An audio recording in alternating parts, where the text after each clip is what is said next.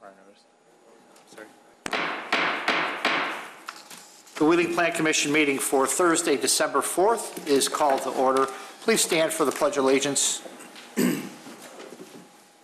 I pledge allegiance to the flag of the United States of America and to the republic for which it stands, one nation, under God, indivisible, with liberty and justice for all.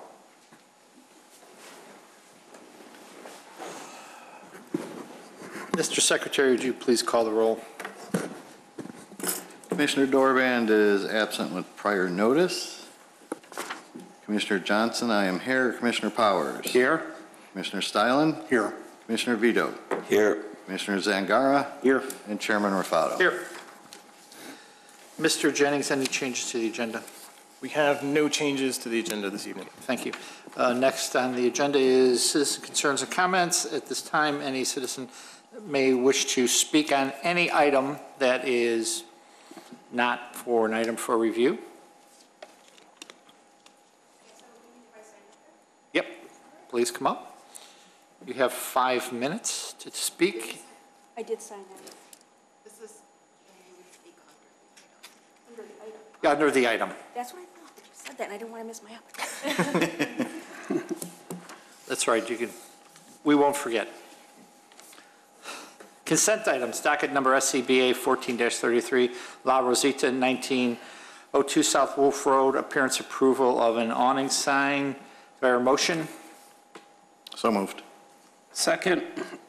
We have a motion by Commissioner Johnson, second by Commissioner Powers. Mr. Secretary. Commissioner Johnson is a yes. Commissioner Powers. Yes. Commissioner Stylen. Yes. Commissioner Vito. Yes. Commissioner Zangara. Yes. And Chairman Raffato. Yes. Items for review. A, docket number 2014-20, Sir Hadash, 200 West Dundee Road, special use site plan amendment for reconfiguration of a religious assembly property. Mr. Secretary. Docket number 2014-20, Shur Hadash Reconstructionist Synagogue owner is seeking an amendment to special use site plan approval as required under Title 19 zoning of the Wheeling Municipal Code, Chapter 19-05, Mixed Use and Overlay Districts, Chapter 19-10, Use Regulations, Chapter 19-12, Site Plan Approval Requirements, and associated sections to reflect the reconfiguration of the property and shared parking at 200 West Dundee, which is zoned MXT, Transit-Oriented Mixed-Use District. The standards for special use. The zoning special use is defined in Title 19 of the Village of Wheeling zoning is a use of a parcel of land that requires review and consideration before approval due to circumstances or effects on the surrounding properties that may adversely affect them. In order to be considered for a special use, the petitioner is required to demonstrate through testimony to the Plan Commission at the public hearing why their request meets the conditions of the Village Code, including but not limited to how the proposed use will not damage the enjoyment or use of the surrounding properties. Prior to the public hearing, the petitioner provides written statements meant to show that their request for a special use meets the standards established in Title 19. The Commission chairperson will typically direct that these statements be entered into the record without a full reading of them at the hearing. Based upon the testimony and supporting material submitted, the Plan Commission will make findings in support of or against the petitioner's testimony and report those findings to the Village Board. Mr. Chairman. Thank you. Mr. Jennings? Just a couple of quick notes before we have the petitioner come forward. The petition in front of you is related to the recently reviewed items that were in front of you for the Whitley Assisted Living and Memory Care Facility. The Whitley legislation that has overlap with Shur Hadash is scheduled for review by the Village Board this Monday. Some of what is being requested by the synagogue at this time takes that into account and is an update to their special use related to the land transactions that are associated with the Whitley development. So with that, I'd like to have the petitioner come forward. Good evening. Will you be the only one speaking tonight on this matter? You know, we've got a couple of board members and our landscape architect, if you want to Yes. swear everybody So in. if everybody could please stand up, that might, so if you raise your right hand, you swear the testimony you give to be the truth tonight? Yes. Thank you. And if you could give your name and business address, thank you. Yes, thank you. My name is Steve Friedland, attorney with the law firm of Applegate and Thorne Thompson. We're at 626 West Jackson Boulevard in Chicago. As you know, when we appeared before you on conceptual review, nothing's really changed from what we presented to you, other than the fact that I think you have now moved on from the LaSalle Group's presentation, which is going, as Andrew said, to the board. Basically, what we're doing, to remind you, is we're swapping property with the LaSalle Group. So Shir Hadash has a current special use that was granted by the village around a year or so ago. Their existing site is a little over 4 acres, and what they're proposing to do is convey a little over an acre, about 1.2 acres, to the LaSalle Group, frontage property that fronts along Dundee that Andrew's showing there. They will receive in return about 0.7 acres of property along the creek, and the idea is that the Shir Hadash Synagogue will have a reconfigured site with landscaped area in that new area to the north of the proposed Whitley development, that under our contract with Whitley actually builds for Shir Hadash. There will be one other significant component of our transaction, which is mentioned in your staff report and in our materials. What you see on the drawing, which says additional 33 parking spaces, those parking spaces are being built for the benefit of Shir Hadash. So in addition to requesting that you allow our existing special use to be reconfigured such that our site plan will look like it does on the map that's up there, we also intend to benefit from the additional 33 parking spaces. There's currently 68 parking spaces in the existing Shir Hadash parking lot. With those additional 33 spaces, we'd have 101 parking spaces, and that the idea there would be that at some point in the future, the synagogue would likely be doing some work in the synagogue. They currently lease a portion of the synagogue space to the prior owner, and when they take that over, it's likely that they will move their sanctuary.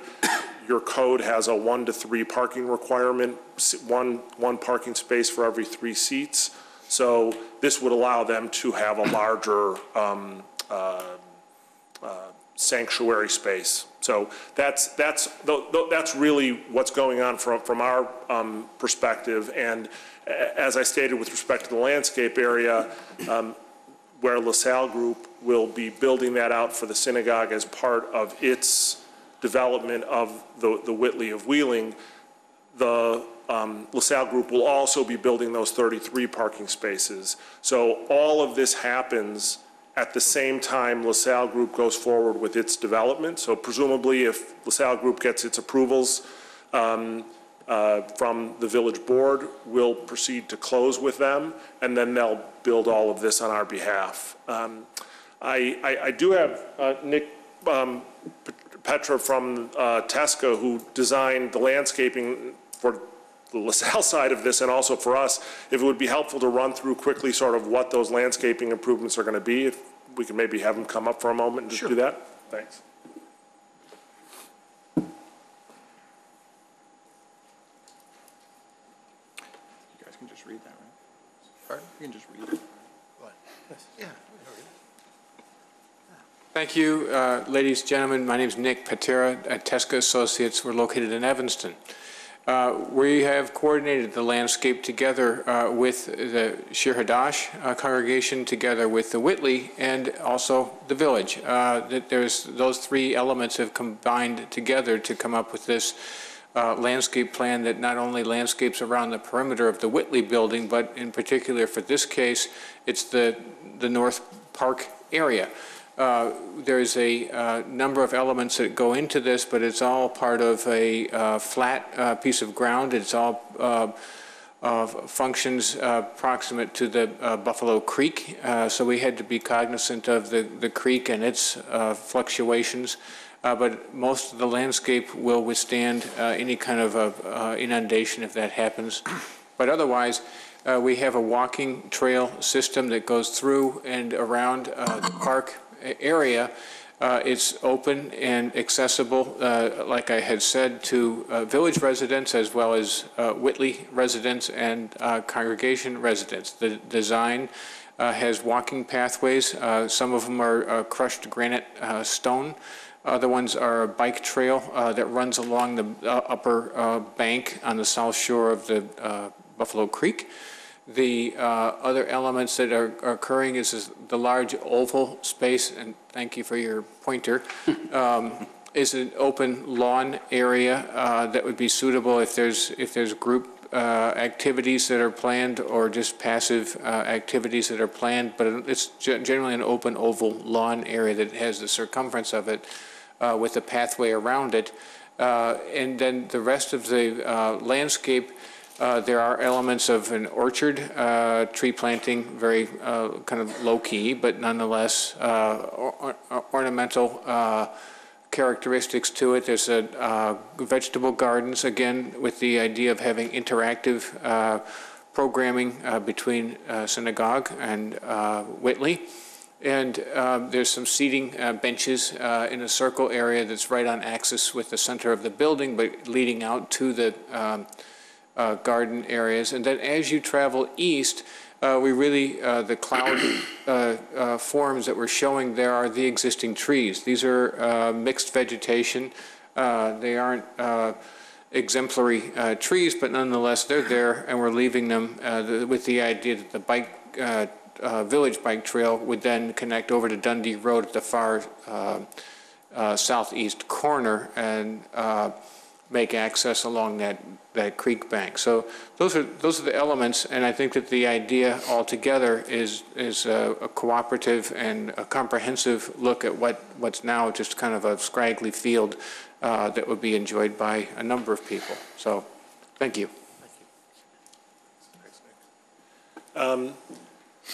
I think actually, from our perspective, obviously this provides great benefit to the synagogue because it provides us with a nicely landscaped area. As you know, currently we have vacant land next to us, but there's really no definition there, and it really seems like a wonderful benefit for the village because you're getting sort of a comprehensive development that's, we think, well thought out, and the two pieces really fit together nicely. Obviously, we're requesting a special use here. We already have a special use, so in some ways, all of the standards that we met, and you agreed with us that we met when we received the original special use, are all still there. There's really nothing changing from the standpoint of how the synagogue is going to operate.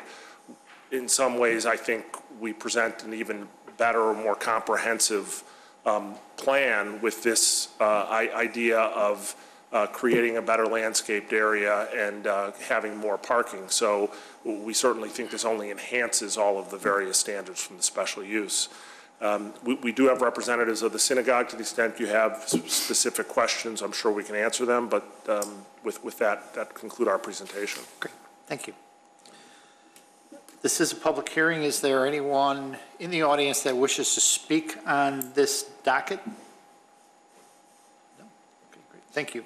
We'll go to the commissioners. Commissioner Powers. Thank you, Mr. Chairman. I just had one quick question regarding the landscape plan. And the only thing is, I had asked staff earlier in the week, the three trees in the orchard closest towards the rear path, I'm not sure if I see a designation for that. They may be, the designation may be incorrect, but could you just take a look at that when you get a chance? Sure. Just verify it? We did confirm, but there's 3 different species of apple, and so I can let you know that that's the intent. I'll recheck and make sure that that's identified, but, it's, if it's a yellow or a red apple species, that's why we've differentiated the symbols to show that for 9 of the total trees, 3 of them will be species, species, species. Yep, and I just want to say again, it's really a nice, well-thought-out landscape plan, very symmetrical, and it'll be a nice addition to their property. And special use I'm okay with. I have nothing further. Thank you, Mr. Parker. Commissioner Zangaro. I actually really have nothing. I think it's a great plan. I mean, I've seen it a few times now, and Great. I think you're going to improve it a lot better, so. Thank you. Commissioner Stalin. Thank you, Mr. Chairman. I'm a little confused over the 33 parking spaces. Are those, you talked like they are dedicated specifically to you and they're not shared parking, They are shared parking, Okay. to the extent that there's an easement agreement, which is between us and the LaSalle Group or the Whitley development that will be recorded at closing. And that agreement provides for potential use by the Whitley of those spaces, but makes it clear that certainly for all zoning purposes, to the extent that there is a that the benefit under zoning inures to the benefit of Shir Hadash. There is some requirement for notice between the two. If they wanted to utilize some of those parking spaces, they tell us that they, would want to utilize them. So, we would anticipate that there might be something like on Mother's Day, if they have a large number of people coming, they might park. But the intention is that those are our 33 parking spaces. That parking agreement allows for certain sharing of the other parking spaces on site, forget about those 33. If they had some special day, say, where they were had an open house and they needed to utilize our 68, there's an ability for them to do that. So there is a good neighbor sense to it, but certainly those 33 parking spaces, per our agreement and what we expect, would be Shir Hadash, so that we can get the benefit of them under zoning and under occupancy. I understand, but, and this is maybe a question for Mallory, right? I don't recall ever hearing anything about one property having an easement for another property accessing parking. So typically, I think we do that under a cross-access parking agreement of some kind, and the village normally participates in that agreement as well, such that if one property owner sells or the other property owner sells, that there's some kind of continuity. This easement, is that some kind of agreement that the village is involved in? No, and I don't believe the village needs to be involved in it. It's between the two property owners because it's solely on the Whitley property. So if they want to grant Shir Hadash an easement for primary use of their parking, that would be between the two property owners. Yeah, I understand, but if the Whitley ever sold their Right. property to somebody else, could they say No, they That would can't? be no. If within- I could speak, the easement document will be recorded against the Whitley property. So the Whitley property will be subject to an easement, and if they sell their property, it will remain subject to that easement. Okay, Yeah, and any Just- buyer would know that because it'd be recorded, and so a title search would show that. all righty, thank you, that was my only concern. Commissioner Vito. I don't have any questions. Great. And just for clarification, Commissioner Johnson is abstaining as he is an employee of Shir Hadash and the Tenant. the tenant of Shir Hadash. And I have no questions. I was also was wondering about the parking, so, and I'm satisfied with that. Just procedurally on the parking, the resolution that formally acknowledges that that agreement exists is one of the pieces of legislation that is on the agenda for Monday night. There's a condition of approval on that resolution that requires the executed version of that agreement to be provided to the village and recorded, as the village attorney said. Thank you. So, do I hear a motion? Motion to approve docket 2014-20, Mr. Chairman. Or a second? Second. Motion was made by Commissioner Stylin, seconded by Commissioner Vito. Mr. Secretary? Commissioner Stylin? Yes. Commissioner Vito? Yes. Commissioner Dorband is absent, and Commissioner Johnson abstains. Commissioner Powers? Yes. Commissioner Zangara? Yes. And Chairman Rafato? Yes. 5 yes, 1 abstain, 1 absent. Thank you. Thank you. You will have something to sign. Do you need a motion, please? Thank you. A motion to close? So moved. Second. All those in favor? Aye. Motion closed.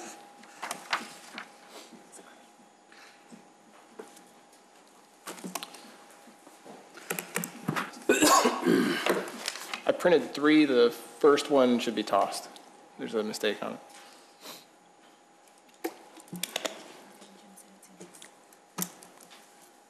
I'm getting your antsy.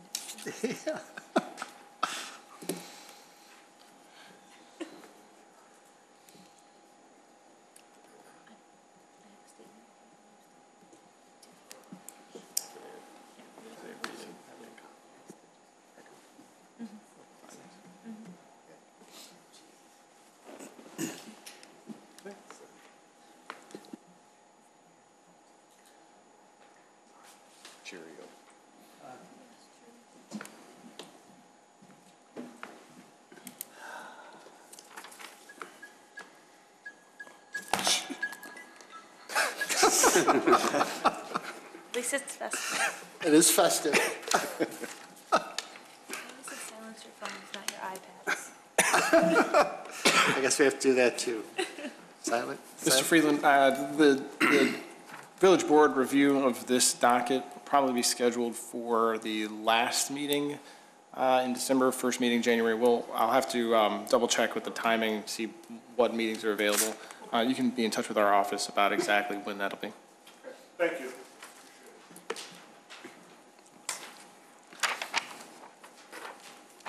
Calling docket number 2014-22, Phil Haven, 2418 through 2422 East Hintz Road, variation from Title 19 zoning related to covered parking. Mr. Jennings? Sorry, I'm going in reverse here. You mean me? Oh, I'm sorry.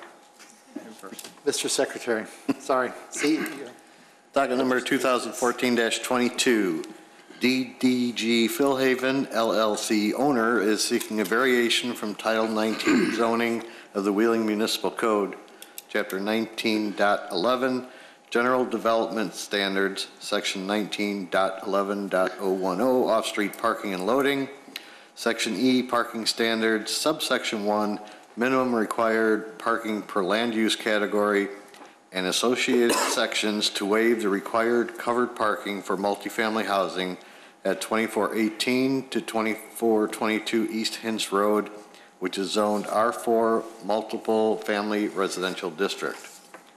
Standards for a variation. Zoning variation is intended to be a method of adjustment to equalize regulations where Title 19 of the Village of Wheeling zoning has created an unnecessary hardship. The variation is designed to allow affected property owners the same rights and privileges that others enjoy in the same zoning district. In order to be granted a variation, a petitioner is required to demonstrate through testimony to the Planning Commission at the public hearing why their request meets the conditions of the village code, including but not limited to how their individual situation is unique or unusual. Prior to the public hearing, the petitioner provides written statements meant to show that their request for the variation meets the standards established in Title 19. Commission chairperson will typically direct that these statements be entered into the record without a full reading of them at the hearing. Based upon the testimony and supporting materials submitted, the Planning Commission will make findings in support of or against the petitioner's testimony and report those findings to the village board. Mr. Chairman. Thank you. Mr. Jennings. I have nothing additional at this time. I'm going to make a brief statement.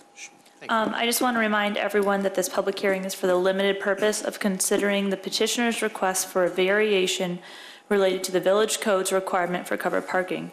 This is not a rehearing on the development itself, whether it should be allowed or where it should be built, and I ask all parties to refrain from discussing the specific development. This development and site plan, which included covered parking, has already been agreed to by the petitioner and approved by the village and federal court. The petitioner is here tonight presenting its case to now remove the covered parking requirement and present evidence that they meet the standards for a variation. Thank you. Is the petitioner here? Would you please come to the podium? Will you be the only person speaking on this docket tonight? I have here with me another team members, the architect of record and the civil engineer. Okay, and they're here? Yes. If you could please stand up. And if you could all raise your right hand. You swear the testimony you give to be the truth tonight? Yes. Thank you very much. If you give your name and business address, if you have a card, you can give it to our recording secretary, that'd be great. I'm Joanna Casanova with the Very Development Group and also representative for the owner, DDJ Fieldhaven LP. Our address is 900 West Jackson Boulevard, Suite 200, Chicago, Illinois, 60605. Thank you. The floor is yours. Yes. I guess we're here. I think it was self-explanatory. We are here to ask for a variation. We believe we meet the standards, and I think we're here to answer any questions you may have from our submittal. So if you can describe what you plan on doing and why you're asking for this variation? Sure.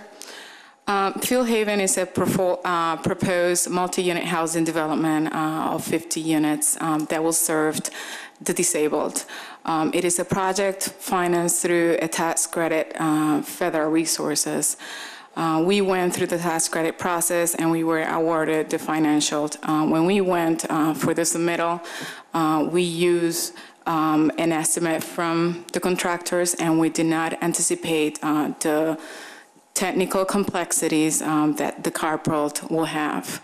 Once we are now going through the final design, we have discovered the challenges of the stormwater detention and the details of the carport, and it's significantly expensive. There's some guidelines that the tax credit has as it relates to hard costs, and we're now over that.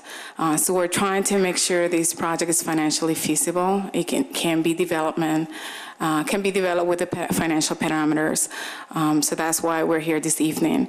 It is unique in a sense that most of our residents do not own car, even though they have licenses. We have right now an operating development in Myers Place, which has 39 units, and they only have 12 vehicles. So the project is unique in that sense. So we believe the financial resources are best utilized to make the building attractive and provide the right amenities within the building itself, instead of spending over $500,000 on the required carports.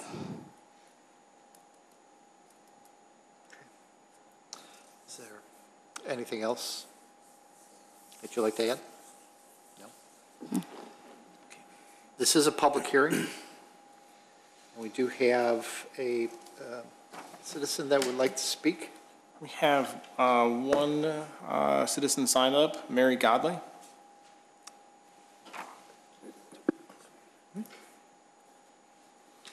Hi there. Could you please raise your right hand? Sure. You swear the testimony you give to be the truth tonight? Yes. Thank you. If you could give your name and address to our recording secretary. Mary Godley, Godley, 3020 Jackson Drive. That's Arlington Heights, 04. And you have 5 minutes. Thank you. I'm here on behalf of the proposed Phil Haven development. I was interested in to quote that they're seeking a variance from the plans which were presented and agreed upon in federal court. I'm not here to protest the development. I'm here to protest the fact that they're asking for this variance. If I were to build a house, I don't build my house unless I know what it's going to cost. And so for me to come to you and say, listen, I can't afford to build my house with this garage, so I'm not going to build the garage even though you require it, I have a problem with that. I did send a letter last night to the village president, to the village attorney, and others in the village. What I'm questioning, what happens if the Village of Wheeling Planning Commission and the trustees say, no, build this facility to the original plans that were approved? What's our obligations? I think the entire issue needs to be tabled until the options are discussed with the village attorney et al. In addition, the Phil Haven development plans were approved by the board on June 3rd, 2013. Why now, almost 18 months later, are they realizing that there's a problem with the carports and the tanks? Why was this not realized earlier, when all the planners and all the engineers and architects were all involved? Why? And then, is this a construction issue or is it a financial issue? Is the Village of Wheeling aware that initially DeVary was opposed to putting in the carports? And if you go back through all of the Planning Commission meeting minutes, and many of you were here, and the same with the Board of Trustees, they're adamant that the carports be built. And one of the primary reasons with not only the carports but the apartments is looking at the long-term viability of this facility. Ms. Dorban was adamant about decreasing the number of units and increasing the size of the units to make them more livable. So they went from 58 down to 50. Initially, money was to be put into a fund for land banking and carports at a future date, to which the Planning Commission, and I believe the Planning Commission, but I know the Village of the trustees turned down, said, no, we don't want to do that, because that's saying it won't be built. So when I look at this, after the plans were approved by the Village Board, the plans were then posted for bidding by the Illinois Housing Development Authority. Therefore, the developer of Phil Haven should have taken into account these facts prior to purchasing the property, and they have already purchased the property. Purchasing the property and prior to spending monies on plans, permits, etc. In this case, DeVary did win for the development of this property, but we could be talking Sam Smith's construction firm. So the developer of Phil Haven is aware that carports were part of this project, and it was a village requirement, just as the brick facade was added in, just as the land-based parking was added in, and no aluminum siding, and other items were noted. After everything the village has gone through, financially, and many of you are aware, everything we've gone through, we do not owe any favors to the developer of Phil Haven. If they have failed to do their due diligence and cannot build according to the plans that they submitted and the board approved, then shame on them. Maybe it's time for them to cut their losses. I ask the board, if you won't give them a no vote and make them build according to the original plans, then table this till the village attorney has a chance to look at this to see if we are under financial obligation. We don't want another lawsuit. And this is going to get built. But let's do it right. Smart thinking, long-term thinking. And as they're saying, this facility, comparing it to Myers Place, my understanding, the village wanted this built as something that's long-term viability. So if for some reason this doesn't work out, are we stuck with an elephant on hints? Or can it be developed and turned into other affordable housing in the area? That's all I have to say. Thank you. Thank you. Is there anyone else that wishes to speak on this that wasn't on the? No. Thank you.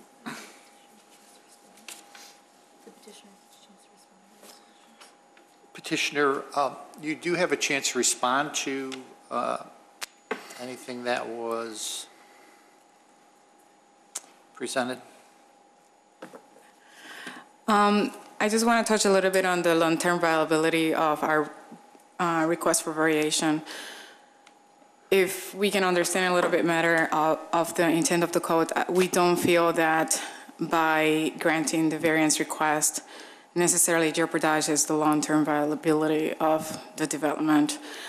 There is an escrow agreement that was established for the land banking, and we are open to also add some language with staff if feel necessary if at some point 20 years from now these were to be necessary as an added amenity to the residents and warranted due to a different change in use, which we don't anticipate. Again, we're open to that. We actually feel it's beneficial to the long-term viability because the way these carports will be designed is an added hardship for maintenance. We feel it's more beneficial to not have the carports, to have more open visibility, more green space, and easier maintenance in the area. These are unfortunately not garages and not a garage per se. So this design is usually commonly seen on more better climates like California and Florida. You probably may have seen those. So that's all I want to speak to.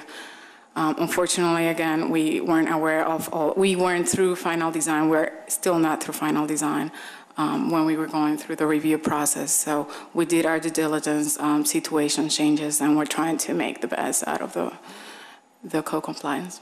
That's it. Thank you. Thank you. Well, I'll go to the petitioners. Commissioner Zangara. Thanks. I guess this is a question with the detention, and I know I'd probably be brought up, is there only one location for it to be? If you could come up and speak to this, and who's going to be speaking on this? Right. If you could give your name and business address, please. Good evening, everyone. My name is Gerald Kotowski, and I'm with IG Consulting Civil Engineers, 300 Marquardt Drive in Wheeling. To your question regarding the stormwater detention tank and its location, the location that we chose is the most optimal location based on hydraulics and stormwater drainage design for the site, based on the site plan parameters, and also the land elevation itself. It happens to be that the east end of the site is higher in elevation than the west end, and that affords us cover over the stormwater detention vault, proper cover, as well as height and bottom elevation so we can properly drain the vault as well. So again, we felt that the east end was the most optimal. To move it out of that area, we would end up more than likely with cover problems over the top of the detention tank. Okay. Another question I have regarding the carports is, I mean, I agree, and I wasn't here when this first happened, but I agree that the carports do add some very good value, except a comment I have is the carports in the front of where the handicap spots are, because personally, even with residential, I hate seeing garages in the front of houses, but I think you do take away the aesthetics of the building by putting a carport right in front of it. But that's a suggestion I have. But other than that, to answer my question regarding the detention, I'm going to let my other fellow commissioners ask some other questions. That's all I had. Thank you. Commissioner Steilen. Thank you, Mr. Chairman. You know, unfortunately, always thought that the covered parking was a necessity. And it appears that the storage vault is something that can be driven on, right? And there's plenty of other street access and other kinds of access in that front corner. Now, I don't know about dimensions and cubic feetses and whatever, but you know, my guess is that that same design, if it was rotated a little bit, made a little bit wider and maybe a little bit longer, that it could fit in that, in the entirety of that front area and not be in direct access to any of the covered parking. Did you consider other locations? Interestingly enough, and I'm glad you brought this up, the east access, again, we have a lower elevation, so that poses a problem with cover over the detention vault. The west access, to describe the drainage on over the entire site, we have two sub-watersheds. In other words, the site drains in two different directions based on its current or its natural drainage flows today. The west third of the site is tributary to Hintz Road and to the Hintz Road storm sewer, which is owned by the county. The other two-thirds, let's just say the eastern two-thirds of the site, that is tributary to the north toward Lakeside Villas. The drainage that heads toward Lakeside Villas cannot drain toward Hintz Road into the county right-of-way, nor can the county right-of-way drainage be taken, any more of it taken to the north. The county will not allow any more water to drain into its storm sewer system than already drains today. Same thing goes with the north side. The two-thirds of the east cannot drain. We can't take any more than what drains to the north toward Lakeside Villas. So the eastern, I should say the western driveway is part of the tributary area that drains down toward Hintz Road. So the vault cannot be placed in that area because we can't take any more drainage toward the county's drainage system. So this purple box, I believe, is roughly where your vault is located. Correct. That's correct. On the site. So which way can't it move? It cannot move. We cannot move. We can't move it south. We don't have too much more room to move north. It can move north. We can't move north. It can't move. It's too long. Can't move this way. And we can't move west because our grades begin to descend. And it can't move that way. No. Well, we can't move east because we're against the property line.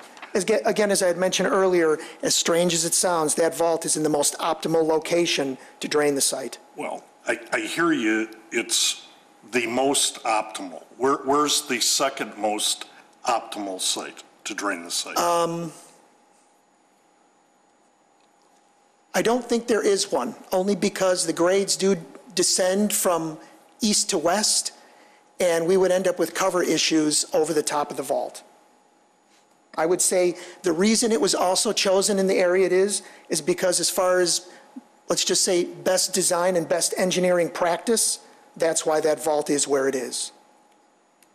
It is optimal location and is the best design practice as far as drainage and hydraulics are concerned. All righty. Well, thank you, Mr. Chairman. That was my only concern. Commissioner Vito. Yes, my question may be for Andrew. Andrew, do you know what, as we call in the law, what the legislative intent of the covered parking requirement is? Why do we have it? I mean, why? And you know, she was saying this is in California. I mean, why do we have a carport requirement? Well, we don't have a carport requirement. We have a covered parking requirement. So right. You have to provide it in some fashion. That could be any number of ways: underground, garages, carports, etc. There are a few restrictions on that. The single-family housing, it's a garage by the code. Age-restricted housing, It has to be garaged. It cannot just be carports if it's an age-restricted development. The intent of that, this has existed in the code for probably a couple of decades. It predates my time here. I've been here a little over 10 years. So when we discussed this section of the code over the last 2 years or so, and I can put words in your mouth, but the intent of it, as far as the commission reiterated in the last couple of years, was a combination of having an amenity for the residents and having the convenience for the residents so that they would not have to deal with the elements every time they get in and out, so that each resident would have access to a covered space for their vehicle. They wouldn't have to keep clearing it off in the snow, provide some shade.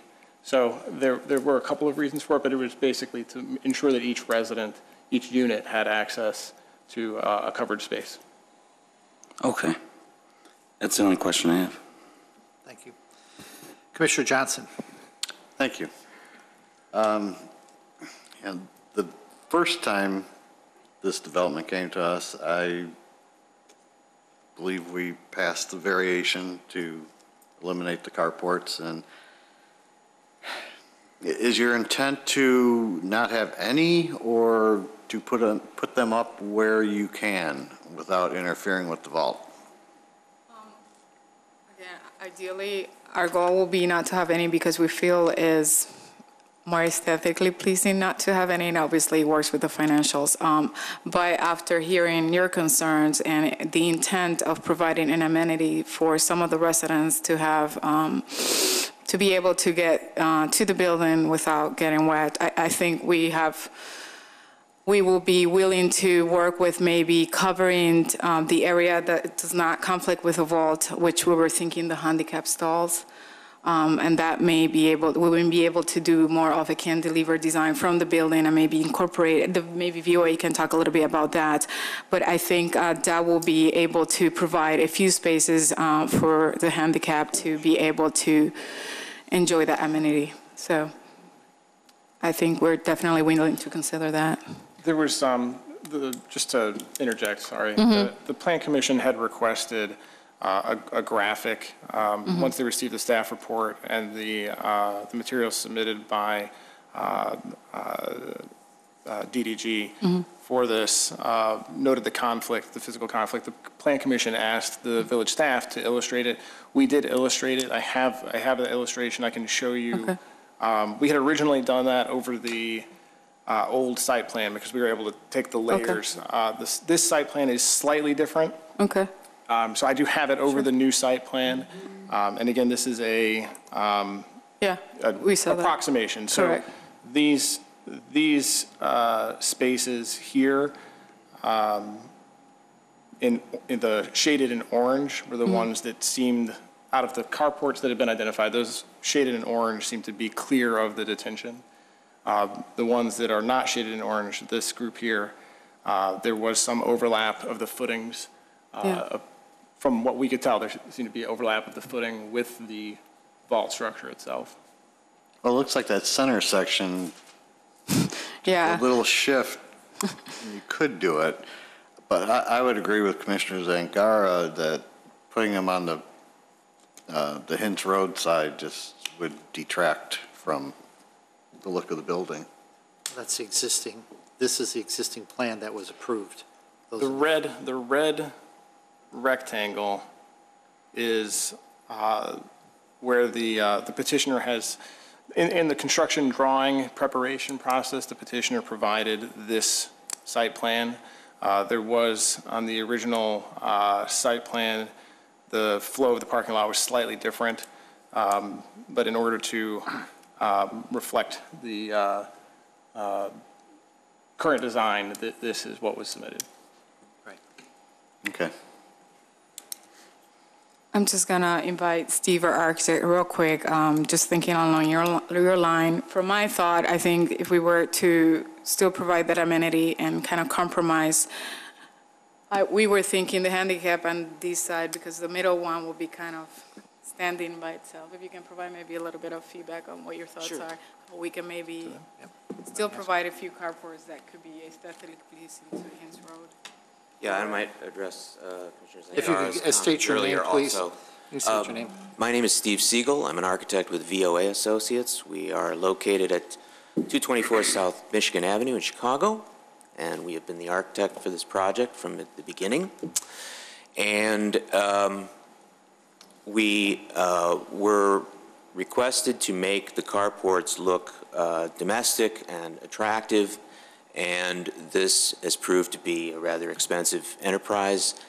And reducing the number of them would certainly help. I was just speaking with Jerry. It's possible to use the area shown in white in the center rectangle there instead of the ones in front of the building as another option. It is a bit sort of odd, perhaps, that the handicap spaces would not be covered, and yet you want them as close to the building entrance as possible. So that's the struggle one of the struggles we have with this. We did, there was an additional sketch in the agenda that I saw of elevations of carport piers that were dressed with masonry. And to do this over the course of the entire carport system proved to be very expensive. And so if you go back to the plan just for a moment, the next thought was to dress only those that are fronting on the street, and to by all means keep them out of the front yard directly below or to the south of where the arrow was just moving. However, one of the complexities of this also is once you start to dress these columns, they become vulnerable to people bumping into them with their cars, to being hit with snow plows and all sorts of things. So they are all, in this most recent plan, on a curb. And casting all those curbs is an additional expense as well. And so the expense is mounted with this to the point where we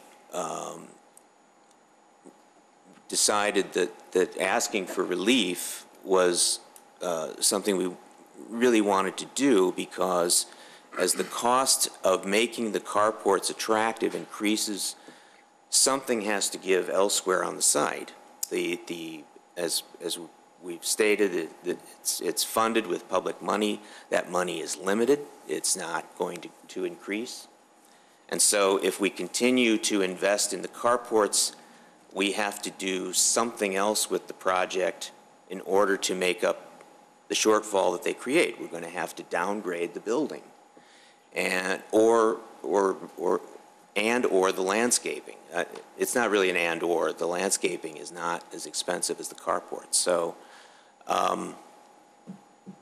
the sentiment of taking the carports out of the front yard where they're shown to the west, nearest the entrance, we sympathize with that. We would rather not have them. If we could certainly be helped by reducing the number of them, and we are open to suggestions about how we can go about that and do our best to satisfy the village's needs, but also develop a project that is of good quality and lasting value, and a development that benefits the neighborhood, the village, everyone who lives there.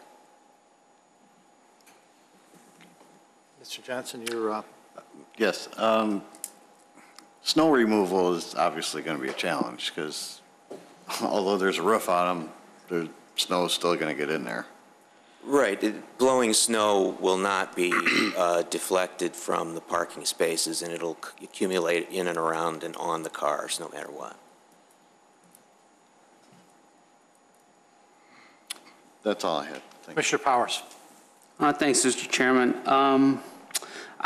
I also had the question about the moving of the tank, and I think you've answered that And I think that was pretty much it. I really have nothing further. Thank you.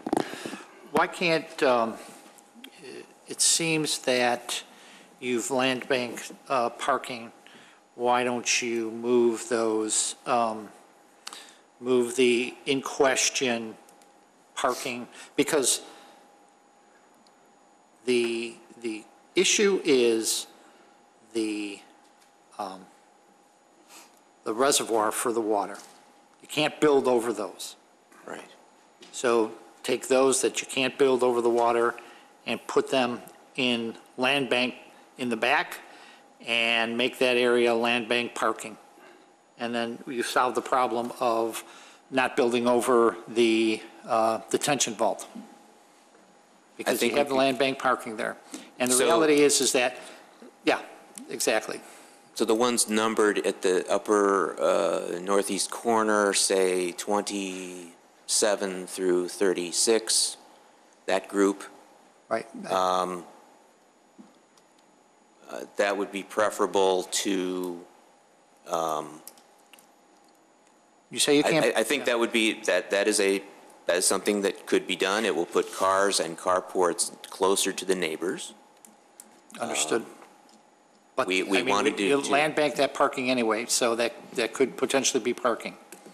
It could, and then we don't need a variation here because the parking goes. We don't lose any. We don't lose any of the carports that are part of this type of building.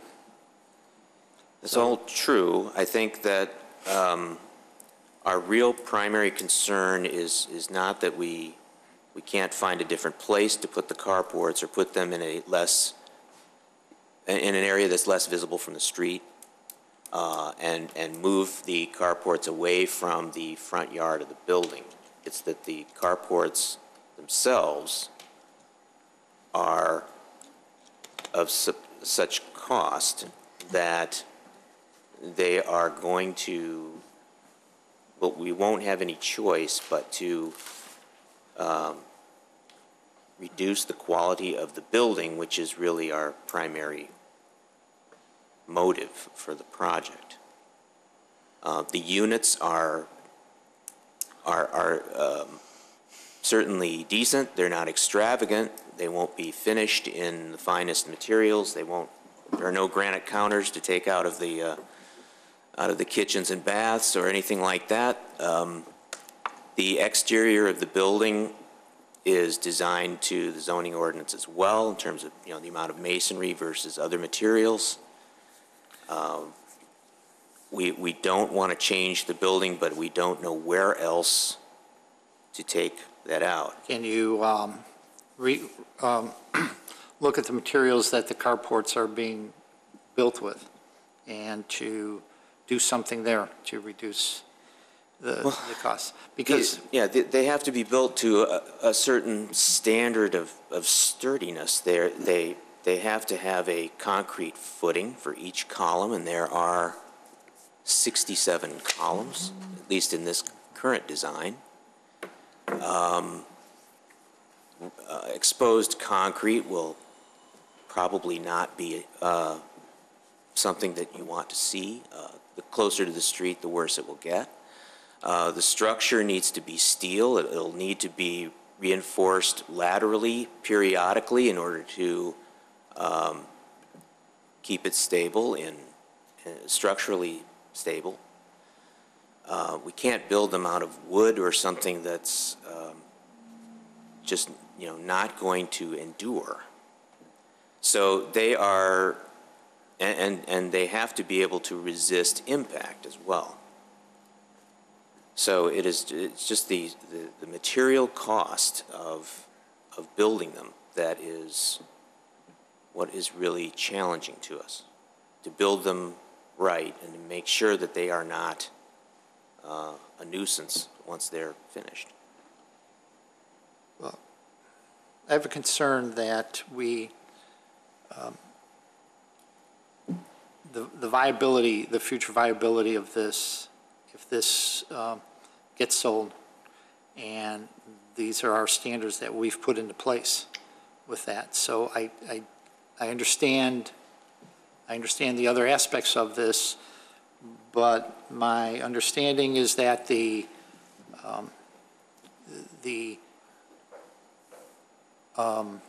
carports over the vault were the bigger issue here.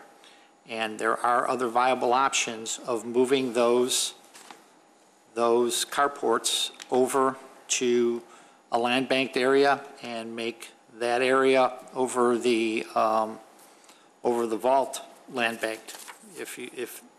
If that's also a viable option. That wasn't even presented here in this presentation. No, I just want to reinstate, that's definitely, as we thought it out now, an option, but just I noted, there is not, as far as I'm concerned, there's not a specific specifications that we have to build the carport per se to, but we were treating these as the long-term requirement that we want to build the development to and that you are expecting. So the original proposal for doing these carports more in the area that you're noting is actually over $500,000. With the vault in mind, we are expecting it will be in the $750,000 to potentially $1 million. So our intent was we feel we meet the standards of the variation request, and some of it is financial hardship, but assuming that we're designing this to a permanent condition, we could definitely move them to the back, scale completely down the carport, make them cheap. But again, I don't think that was the intent with the code, because then that may be more detrimental to the aesthetics of the building than beneficial per se. That's just a comment. Thank you. Commissioner Steilen. Thank you, Mr. Chairman. I really liked your concept of moving the covered parking to the back. That does alleviate the detention issue, and I don't like hearing a comment that says, well, we could cheapen the development of the carports. Unfortunately, I was not, at least I don't believe I was at the meeting where this design of the carport came up. At least I don't remember it.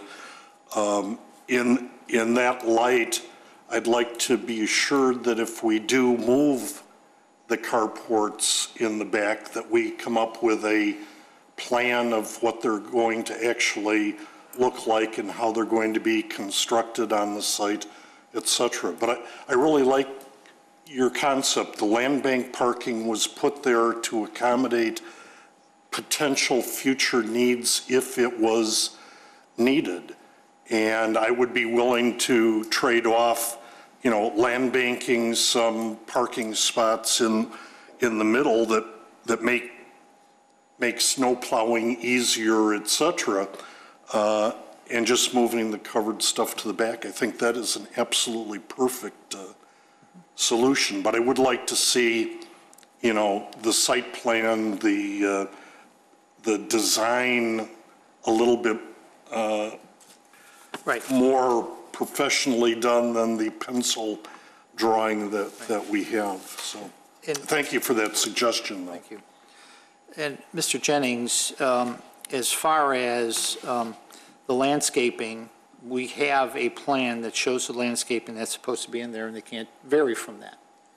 And the building, we have what the requirements are for that building, correct? For the exterior of it. For the exterior. So they can't change any of that. They can't change any of the landscaping. I mean, sir, I don't understand when you talk about cheapening something on the outside or reducing the landscaping, because we have plans that specifically say what is supposed to go there. So I don't quite understand that statement. So what I would like to say, sure. I mean, obviously. That's what I heard. Okay. I think everybody here heard that same thing. I want to clarify. I mean, we just have several options for materials. We could use steel, we could use wood, even though I have to check with structure. So we can use masonry columns, or we can use just regular columns. So there's just different ways we can design the carports. And we were hoping that our goal was to make them really nice. And I'm sure you could. So I think what I'm hearing is that, and I'll poll the commission, is that in general, the commission would like to see the carports, the number of carports stay the same, but have them reconfigured so they don't impact the water detention vault.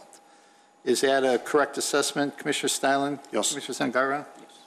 Commissioner Powers? Yes. Commissioner Vito? I'm actually okay with the reduction in the amount of carports and the variation that they requested. Johnson? I'm okay with a reduction in them, too.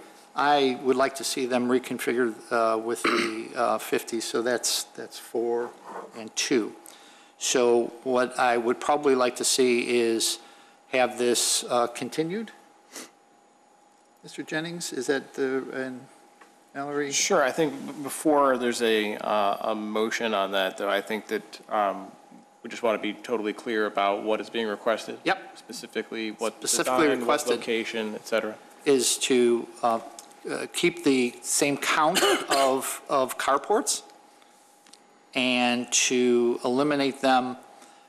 What I heard is that the carports were over the detention vault would create difficulty with the vault, and the vault apparently can't be moved, as the gentleman stated, and we looked all over here, but that the count stay the same of carports. And it was our suggestion as the Plan Commission to just transfer land bank areas from the back to the side as what we're looking for. Mr. To keep the count. Yes. And if we get to the point where we're still talking carports, we would definitely get involved as, what they're going to look like and stuff like that, correct? Well, I guess. How does that work? Well, I guess the question that I would have then is if the commission's suggestion is agreed to by the petitioner and you are in agreement to shift land bank parking and provide the same number of parking spaces, you don't at that point need to carry through with the variation request.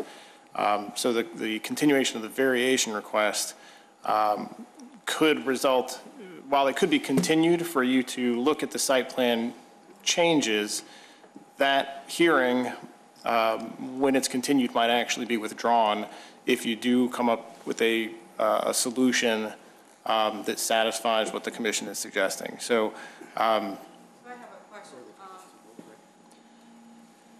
If the motion is to continue with the same amount of carports, whether they are over the vault or in the back end, that's not necessarily a variation, Right, correct? right. If we provide Right, 50, it yes. doesn't matter where we provide That's what them. Mr. Jennings was just stating. Yes. So there's if- no if need you- to continue it. If you continue it for the purpose of investigating it, going back with your architect to get, for example, and I'm not saying this is the only way to do this, but Correct. what has been suggested is to take this carport structure located here and reconfigure the number of To the- brick columns versus not brick columns and look at the manner in which they are cost. constructed. If you can do that in such a way that you shift the land bank parking to the east side and locate the carport structure on the north side, it satisfies the code with respect to the total count, which would be 50. Then it will be. Then the continued hearing would then be withdrawn, and you would be looking at a site plan change without a variation associated with it. Okay. Could there be a motion to provide less carports? That would still be the variation motion. So if you continue it, take a look at it, and I the could plan- still make the request in the and next meeting? Yes, if you continue the hearing, if the commission continues the hearing, you investigate it, look at it, and you don't believe that you can present something that meets that 50 count, the continued hearing would still be open. Okay. And you would still have this open petition for reducing the number of covered spaces. When will the next meeting be? It would likely be 2 weeks from now, which Okay. would give you a week to make a submittal and work with your design team. All right, that's fine. We'll continue then. Do I hear a motion to continue? So moved, Mr. Chairman. Second. A motion by Commissioner Powers, second by Commissioner Stylin. Mr. Secretary? Commissioner Powers? Yes. Commissioner Stylin? Yes. Commissioner Johnson is a yes. Commissioner Vito? Yes. Commissioner Zangara? Yes. And Chairman Rafato? Yes. Can I have who made and seconded that motion, please? Commissioner Powers moved. Commissioner Stylin seconded. Do we need a date certain?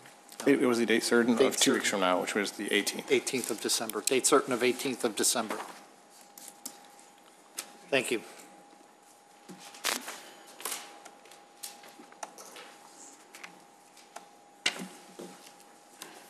And we'll print a copy of this for you.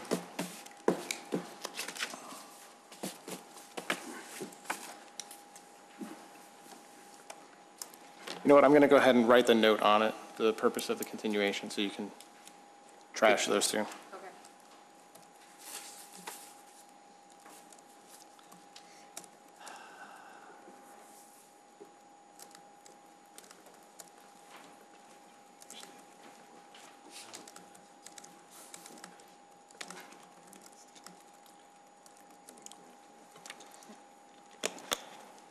Andrew,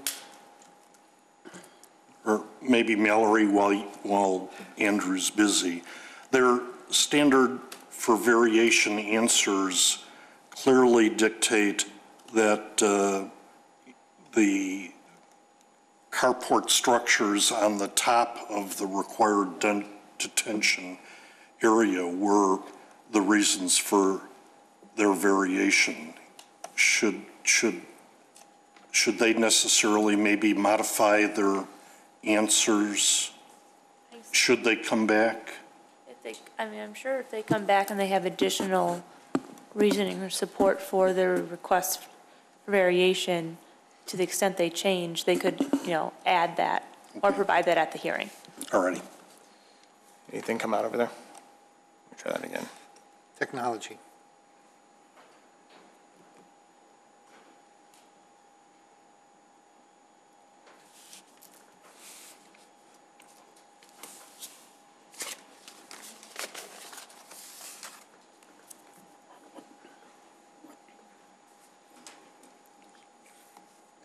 Is there a note? Okay.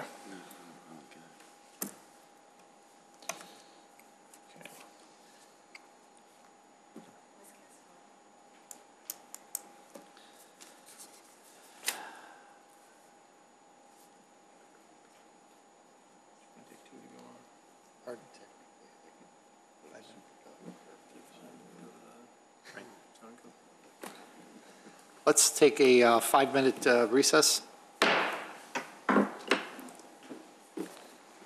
5 minutes.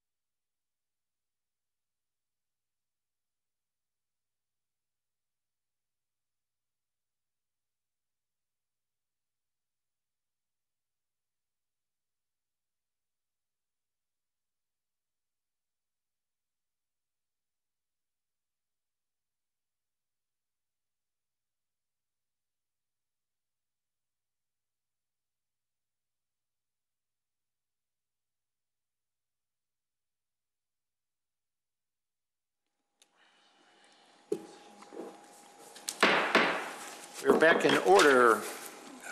Calling docket number 2014-16, continued from November 20th public hearing, Village of Wheeling amendments to Title 19 zoning. Mr. Jennings. Thank you. The last time we had a hearing on the amendments to the zoning code related to the building materials, we started to put the framework of that section together. We've made some progress on it. I think the residential building material standards are probably the most difficult to get through. That's what we've done to this point. We would, the staff, our approach at this point would be to go through this, take comments, questions. Our intention is to continue this out 2 weeks and have it be done at the next meeting. Okay. Take the direction that you have on the residential, and then use that direction to finalize this. What I've done here, because the formatting part of this document is time consuming, I've given you the text. The last time around, I gave you what the formatted version looks like. We have made some changes to that, but for the most part, it's the same. The time-consuming part of that is taking each little block of text, finding a photograph that works with it, just making it pretty.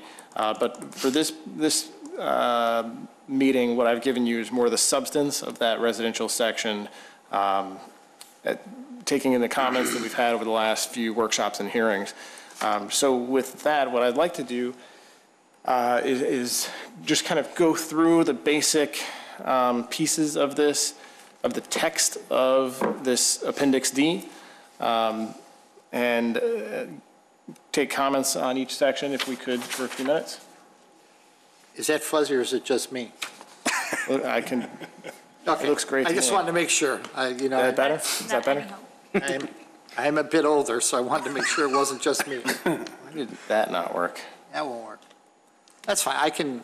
We can go through. I mean, I've got mine on my. Yep. That's the thing. I've got mine on my fancy tablet here. Oh, why is that on? Whoa. That's fine, Andrew. Don't worry about it. Oh, there you go. There we go. Too much. I got greedy. You got greedy.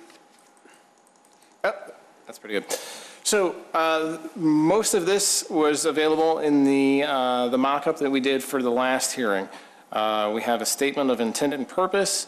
The goal of this, as a reminder, is to take the sections from the residential portion of the code, the commercial portion of the code, the mixed-use portion, take all of those out completely and have a basic statement that refers you as the reader of the code to the appendix.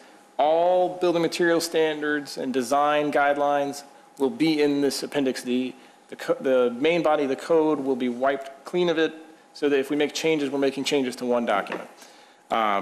This Appendix D then has a statement of intent to sort of set up the purpose of these design guidelines. We have, and this again was in what you had the last time around, the background general provisions are more or less unchanged from what you previously saw. The idea that buildings should be designed with respect to their surroundings, some of the basic design guideline principles that are meant to apply to each type of building, and then a reference to these other sections, which are 4 through 7, depending on the type of building, residential, commercial, mixed use, et cetera. There are specific guidelines that each one of those would have. So this is the general, and then we get into the residential. So the general includes, let me just go back up here. Excuse me. Massing and form, windows and doors. We have screening of mechanical equipment, utilities, and service areas. The next section is the material standards. It defines primary material, accent material, And then again, refers you to residential, commercial, mixed use, et cetera, for specific requirements for each of those building types. We establish in this section the permitted materials. The direction of the commission for this was to sort of go in order of preference, starting with the preferred primary material and working our way into materials that you'd prefer to see generally as accent materials. So does that, if you go up just Sure. Just go up a little bit. So in order of preference, do you?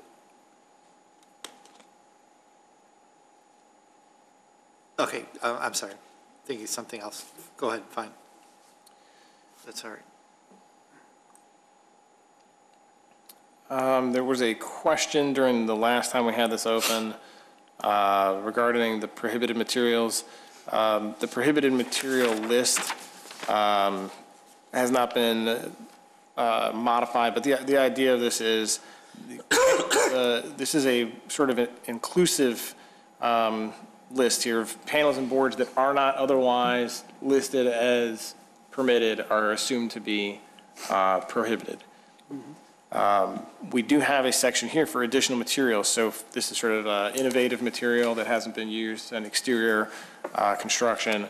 There is a process whereby the petitioner can illustrate that the new material meets the intent of the code with respect to durability and attractiveness. So, and this is just in section B, the permitted materials. And this is way out there, you know, and you say you have them by preference, brick, stone, synthetic stone, concrete, boom, boom, boom. Is there any way in heck that somebody could come in and say, well, you know, I'm going to build my building all stucco? I mean, is there any way? So when you look at when you go from the general provision section into the guidelines for each district, you're going to have primary materials and accent materials spelled out. Based on what the commission has spoken about thus far, I would suspect that each district will restrict you from having a 100% stucco building. Okay. All right. As long as. But I agree with what Jim was saying. We keep talking about in preferential order, but nowhere do we say that there is a preferential order. Yeah, that's. You know, so.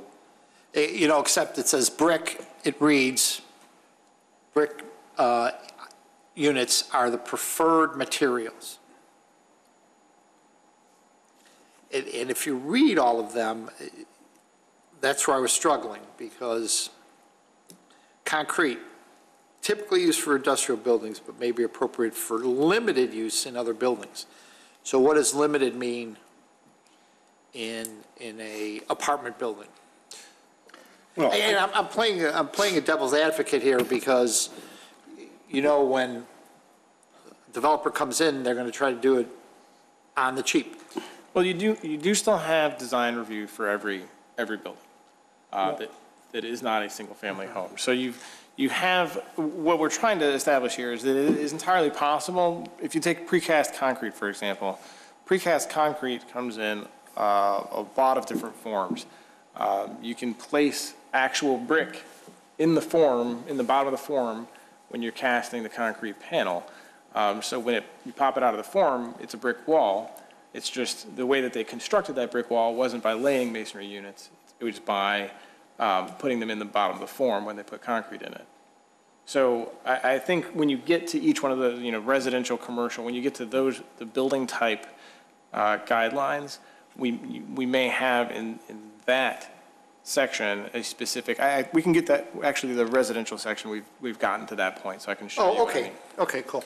But I'd still like, rather than saying these materials are permitted, period, I would like to say something about in preferential order. Yeah, like only because that gives us, you know me, I like to have some wiggle room And if somebody says, well, it says they're permitted, that's one statement, but if another one says it's permitted in preferential order, then at least we can wiggle a little bit. We can push one way or the other. So I'd just like to see. I was thinking the same thing in that opening statement, in preferential order. Or is that not? I guess there's nothing necessarily wrong with that, I don't think. I think what you've got is, the balance between how much goes into this section and how much goes into the other sections. How far do you want to go to say? Okay, so, very true. And you said that you had the residential one, so maybe let's look at that. And in the end, if that's sure, if everybody likes the idea of that, that's fine too. I don't think there's a problem with it, but you may want the wiggle room that you get out of putting it in the other section. Well, that's fine. I mean, it's just if somebody reads permitted, and I agree, developers are going to say it's permitted, but if we can wiggle somewhere else, that's fine. But I do have a comment on, in the permitted materials area, number 10 and number 12. From what I've seen, there are many different types of stucco. There's what I know of is more natural stucco, and then there's synthetic stuccos and all kinds of other stuccos. I'd like to know what stucco we're talking about here. Stucco. You know what I mean? Okay, we could do a definition of because I've seen drive it called synthetic stucco in some other places. We could be more specific about the method of applying, and that's something sure, we can pull out. But there's got to be some definition of stucco. It's where the real stucco behind is. what's behind it is the main determining factor. And number 12, I'm sorry, I'm still not a proponent of EFS. I think cement fiberboard appears to show a lot more longevity and promise than EFS has. It's just too picky to install and subject to a lot of craziness. And even though we do have cement fiberboard, quote, higher up in the priority list, I just as soon get rid of EFS altogether. I think when you look at totally restricting something that is still very commonly used, just across the board, you may run into trouble. If you limit it to certain applications, like the fascia above the height of the storefront, for example. You just recently had a building. Just under the Salata, eaves of... the Salata and Starbucks building has a substantial amount of EFS on it. It was fairly recently approved. If they do have weathering issues and they have to repair it, it is still relatively inexpensive to repair it. So it kind of goes both ways. It is, as you said, prone to installation errors, issues of weathering, damage at the ground level. But if they have to correct it, they can still correct it at a relatively low cost. Man, I hear you, Andrew, but, I look around town and say we have a lot of enforcement issues that should be done on some of the buildings that we have. And had we set the standards a little bit higher up front, maybe these problems wouldn't exist. So that's my only concern. So I'll just drop it. Let's continue. Okay. So the next section down. But to that point, I think if we define it, we're adding more substance around where it can be used. I think we have a better chance of controlling how it's used. And because we've had cases where EFS has worked. So I would hate to completely eliminate it. We've always struggled because we don't have it well-defined, and I think we're putting more definition around it. So I personally am okay with leaving it because we now have something that is at least something more that we can work with and define where it's going to be. I hear you, but, you know, Drive-It was approved and was a used material a long time ago and has gone out of practice because other materials with more stringent construction techniques, et cetera, have come along. And all I'm saying is I think there are probably other materials that are just as good as EIFS and maybe a little bit more durable. Mr. Chairman? But I'd let my good friend Paul here comment because he's got to work with this stuff on a daily basis. I'm just a computer geek, you know. Paul works with this stuff. Yeah, but isn't your computer made of EIFS? Maybe that's why it doesn't Maybe work. that's why it doesn't work. Any comments, Paul? Well, Commissioner ahead. Powers was. Oh, I'm sorry. That's all right. I just want, I think it's good, at least you say it can't be used as a primary building material or near the ground level, so that's kind of limits it in a way, but I got a question, what is considered a high traffic area? I would assume most of those would be near the ground level. Okay. That's really the only comment I had. You're limiting it somewhat. We've seen on buildings that have EIFS even above the ground level, but at head height, where it's possible for somebody carrying a box to run into it. They can damage it above the ground level, just carrying materials. So, okay. You know, it's one of those things that it's fine until it's not. So. Commissioner Zangara? Wow, that's deep. That is deep. Commissioner Zangara? I actually did have this conversation with a coworker, because he's actually on the board at Barrington. And Barrington actually has no guidelines. They have a guideline for their historical district. Other than that, it just goes to review. And so our standards are, you know, we're already telling people what we want, and I still think even though these are guidelines, we're still giving them the say. Like you said, we could tell them, well, we didn't want this EIFS. We need something else. I mean, we're still giving ourselves that opportunity, correct? Yep. There has been no change suggested by the commission or staff to eliminate the design review.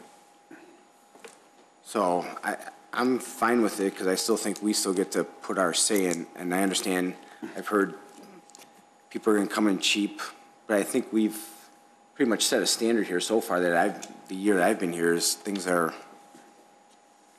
Have you ever worked with EIFS? Yes. You ever seen it? Like Andrew said, we've worked in it a lot when you do storefronts up above, high. Once, you know, putting signs in and out, it's easy to repair, or a lot of soffits are done out of it because it's easy to repair. Have not used it, you know, I use it a lot in Florida. But yeah, our climate, I mean, and like I said, we have these other materials that I think we could, preference, but I don't want to eliminate something because, like in other discussions, EIFS can be formed to make very nice designs, and you know, Great. You could form it, you could do it, and like we mentioned, the EIFS compared to the whatchamacallit, the cement fiber board. There's more, you know, you could design it more and stuff like that. That's why I prefer to leave it there, just to have the creativity, hopefully, of the petitioners to come in. Thank you. Continue on. Any other questions? Just while I was listening to that discussion, I think one of the items that we don't have in here right now is some sort of guidance about what to do for additions and renovations. And I think if there's a direction that you'd like for us to go with this, you know, some type of language is probably needed here. for allowing flexibility for somebody to do an addition that matches the rest of their building. So I can add something between now and the continuation of this, but if there's any specific suggestion of how to handle that, I'd be willing to listen. If you want to think about it, and I guess some material could be outdated too, and you could no longer get, right? So in that case, is it kind of like out of the realm to say if they use some type of different material but can make it look the same as, you know, a material they can't get, similar type, just so the look is the same and kind of like the construction is the same? Maybe something could be like consider like a substitution type of material? we had on the Seegerdahl, I'm not sure if you were on the commission yet when Seegerdahl came in, but when they did their addition, back when they were Seegerdahl, they did their addition on the back end of the building on Wheeling, where the bike path and the ComEd right-of-way is. They did that, the whole back half of that building in a different material, precast concrete, meant to look like the brick and metal on the front of the building. So there's a point at which, if you look at it from, you know, within 50 feet or so, you can see the line where it goes from being actual metal to precast concrete that looks like metal, and you can see the change. And then there's also a line where the panels pick up, where the bottom half of the panel is designed in the form to look like brick. So they tried to match it up. I don't know if there was that they couldn't get metal to match, but they preferred the new construction method. But sure, I can come up with something to add here that deals with how to handle additions and renovations. That gets 2 items. The methods for measuring. I don't know if you've had a chance to go through this in the last week. We tried to start writing down some of what's been talked about. We're trying to make this less complicated. I'm not sure we're totally there yet. But the idea of this was to sort of take some of the guesswork out. When we're going to measure something, try to get it down to rectangles. What do you do with doors? You know, general idea with this is not to make this, so complex that someone can't look at it and reasonably figure it out. Generally speaking, what we're doing here is the regular windows and doors go into the material. Just if you're going to draw a rectangle, they've got regular size windows, regular size doors, those go in. The garage doors are going to depend on the type of building. So if it's a townhome building, under residential townhome, there'll be some specific specific regulations about how the garage doors are counted. If you go to an industrial building, it may not matter so much, but we'll deal with it on building type. But this was this section was meant to be general regulations related to how we're going to measure the materials. Andrew, in number 4 there, you need the word "be" between may and permitted. Second line. Gotcha.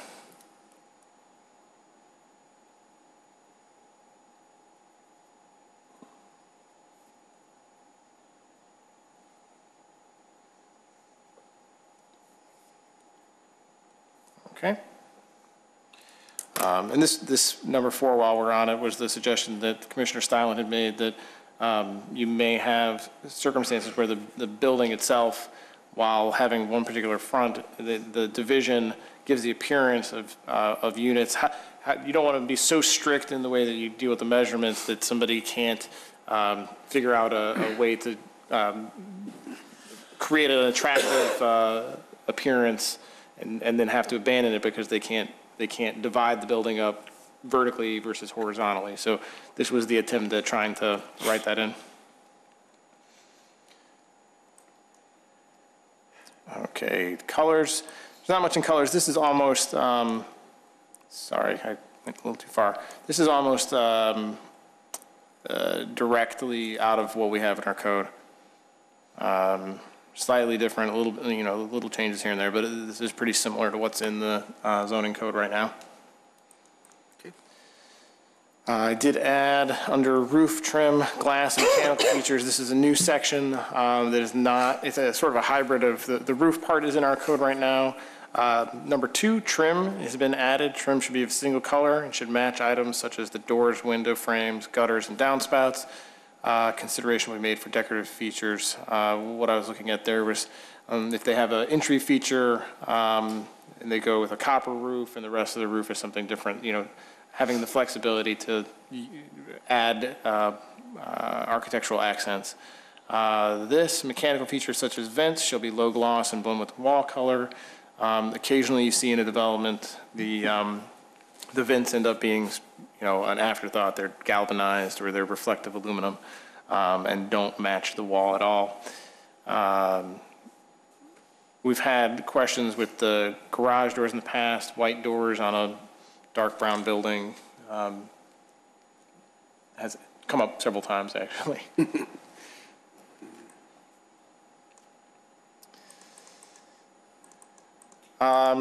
So on to the residential buildings. We separated this between townhomes, row homes, and other. This is the first attempt at writing out what we talked about at the hearing probably a month or so ago. Maybe more by now, maybe in October actually. Probably October. But this was the notes that I had from that discussion. What is different here, if you look from number 4 down, the segments of uninterrupted wall, this was attempting to quantify something that I don't think we've quantified it before, but breaking up the facade. How do you break up the facade, and at what point do you have to break up the facade? If you have an expansive wall that's plain, that's flat, there's nothing in it, where's the point at which instead of just looking at it when it comes to you and saying this doesn't seem right, maybe give them some advance warning about how the expectation of the design review process is going to work. So this was my first attempt at that one. And there's options here: recesses, projections, bays, stoops, porches, etc. This next piece down here, this is there's two regulations for garages. There's a front access garage and a rear access garage. The idea here was to not have a wall of garage, so that you have garage, garage, garage, garage. If it's all in the front, requiring some separation, bringing the primary material in between the garage doors so that they don't run 4 together, that sort of thing. Still allow, townhomes often have 2 garage doors together and then the break. So I didn't want to write something that was so restrictive that a fairly common form of development would be prohibited.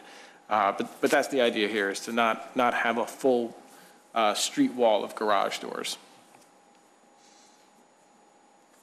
Any questions on where we are so far?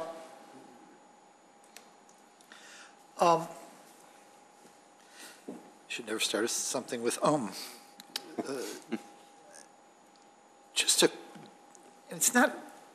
just came to me when you were talking about, wall garages and things like that. And we always get plans and we always get architectural drawings. Can we somehow, when, a new building comes in, a new apartment complex, though, I'm not certain how much land we have left to build bigger complexes, that we have actual 3D, we have 3D printers now, that they come in with an actual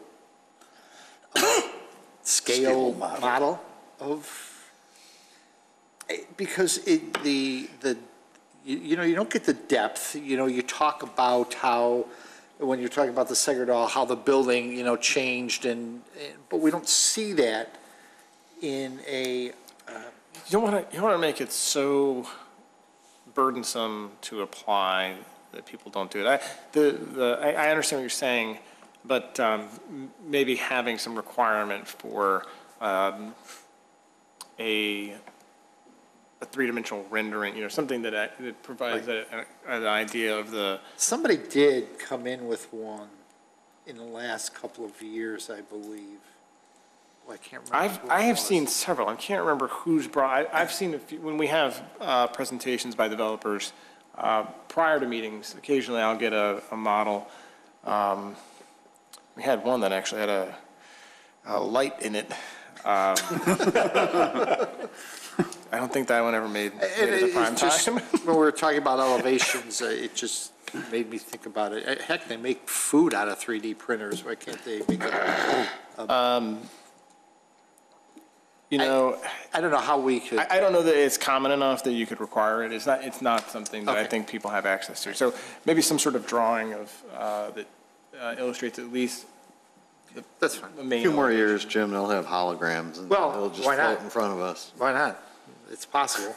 Heck, we'll be the holograms. Yes, we will. We could do this from the comforts of our home. Commissioner Stanton. Again, I just go back and say that I'd like to be flexible in some of these things as design guidelines, and it bothers me when like number 2 says the total of which should not exceed 40%, or in number 4, segments of uninterrupted wall in excess of 30 feet are not permitted. I don't like being tied to a definitive number, because I think a developer is going to say it's got to be 30 feet. It can't be 31, it can't be 35, even though it looks better. We have to make the windows smaller now. Well, you know what I mean? He's saying uninterrupted, though. In other words, a blank wall, right? But maybe in some instances, based upon the architecture of the building, maybe 35 feet looks right. And we should be able to take a look at the design the builder is proposing and make that decision. So don't make it as not permitted, make it not desired. Yeah, I understand what you're saying. The number 2 is number 2 here is something that's been in our code. This is the current iteration of the masonry requirement. So all that number 2 is what's left. If the masonry is this, what's left? So that's not a new one. I hear you. But this is certainly new. This could be number 4 here. This could be written as a segments of uninterrupted wall are discouraged. Designs should utilize recesses, projections. So I could certainly do that if that's. That'd make your job easier, wouldn't it? Sure. I agree with Commissioner Stylen. I like that there's a little more permissive flexibility just in case there is someone that wants 31.5 feet for whatever reason because it fits into a lot or something. Who knows? I just think it's better to, I think it goes along with the whole kind of theme of what you're trying to get at anyways with the other building, the new building materials, and kind of be more permissive. And like what Commissioner Zangar said about Barrington, it's better to leave it open and to give them the options, and we can always say no. I think we can always say no, right? Sure, you can. I think one of the things that the commission has over the last couple of years been dealing with is there's a desire to see masonry on the residential buildings. Yep. So I think with that, if you're clear about how you're going to measure it and what the expectation is, if the expectation is strict, I think the language should reflect it. But then if this other part here, recesses, projections, et cetera, if that's, the intent of that is to discourage a blank wall or a large expanse of a blank wall, you put it in there, take the language from a shall into a discouraged. I think that's still, if you want to keep one or two things that are very specific, this material prohibited. This is the minimum. This is how you do it. But I think from a staff perspective, it's certainly easier to not have to calculate any of it. Yeah.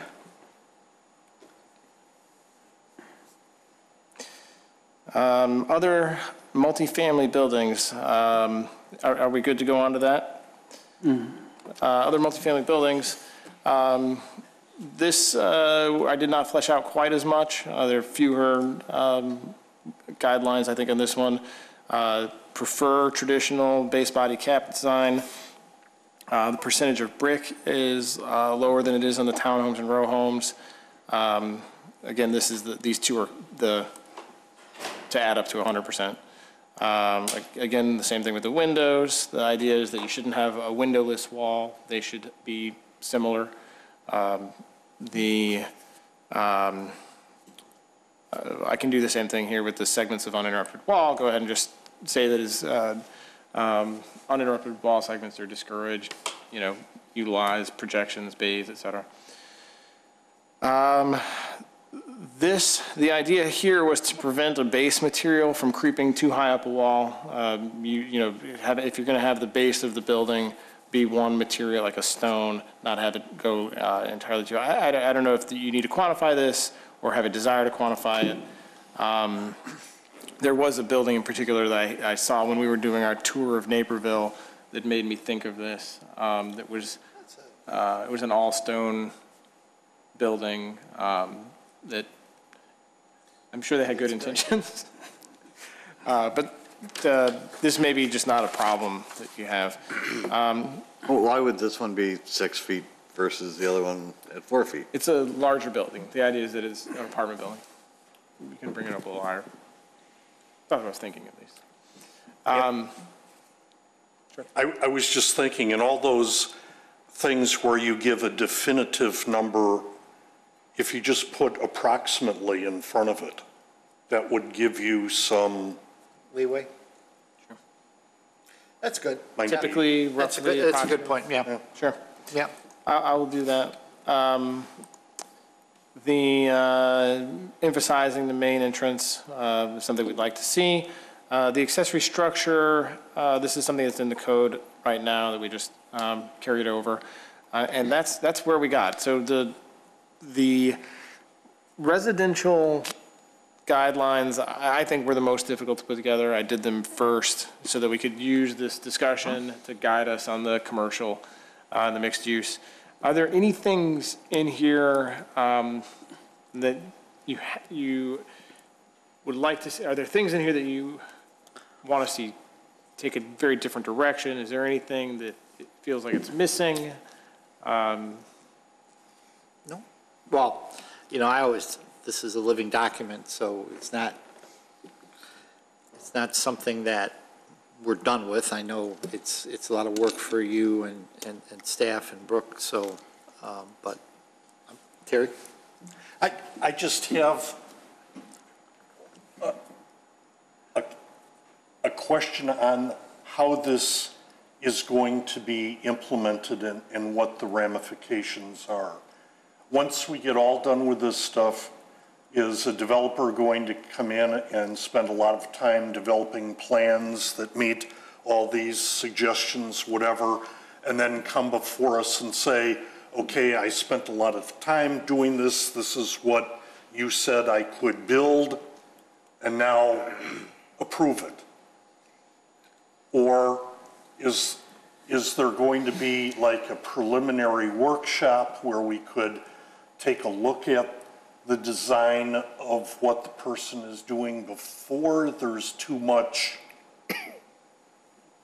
money put into it to say, you said this material, you said these sizes, are they okay, should I continue?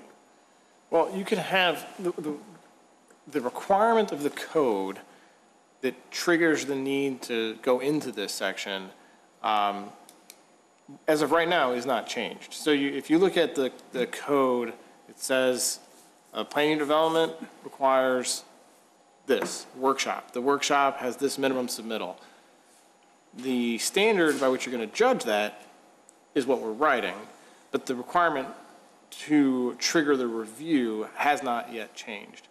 If there's a direction from the commission to pair this with changes to the triggers for review, we can certainly do that. If you'd like to see, and honestly, I can't remember off the top of my head right now if we ended up doing this, but we had talked a couple, maybe a year or so ago, I think, about having the all major site plan and appearance changes have to have a workshop, so that before they come in for the formal meeting. Do you remember if we ended up, so many of them already require a workshop as it is, but I think we had discussed that as a possibility. But yeah, the idea of this is all the triggers that are in the code right now that would cause someone to come in front of the Plan Commission for a review still exist. But when they go about their business of drawing up the plans, this is the document that they would use as their guideline. I hear you, but you know, the new building that just came in at the Westin, they came in and said, this is what I want to build. This is, you know, according to all the specs. You know, we might have tried to change it, but they were pretty steadfast on this is what we want to do. This is what we're going to do. Whereas I think we're offering some flexibility, but is that going to hurt us unless we change some of the other review processes? You know what I mean? Right, and that, I think we're saying the same thing, is that if you'd like to see every building come in for a preview, certainly require it. Write that into the series of steps that are required for the application. But aren't you kind of a gatekeeper anyways when they come to you? I mean, even though we have these kind of open-ended things, if someone comes into you with an EIFS, laced EIFS, inside and outside, you're going to say, there's no way this is going to pass, given what I know about the board. Wouldn't you, I mean... Right, if it was that, for example, I would say this doesn't meet the code. But yes, I mean, if there are things that are more in the gray area, I'd certainly make suggestions to them about their submittal. I mean, it just goes back to somebody comes in and says, I want a 50-foot blank wall just because I only have one door, you know, or whatever. And yet the guideline says approximately 30 feet. In that case, you'd want to say, well, it should be 30 feet. You know, and I just want to make sure that we're adding a lot of flexibility into the criteria, and I just want to make sure that we don't get stuck with, well, you said I could make it approximately, and 50 is approximately. Well, I'm struggling with it, Terry, because you're talking about wanting the flexibility. Yes. But then not really giving them the flexibility. That's what I'm hearing, and... I'm talking about when can we exercise that flexibility? After the guy has spent a lot of money constructing his designs and whatever, or up front a little bit more to say, maybe you ought to bust it up. You know, a little bit more articulation, whatever. You know what I mean? I know what you mean, but that's got to be tough. I mean, they do have to. The overwhelming majority of the plans that you see are not construction ready. They have not added their electrical. They haven't added their plumbing. I mean, they may have added where it comes into the building, but they haven't gone down to that level of detail. So they have to get to a certain point at least to even come and show you what they're doing. And I would say most of them aren't.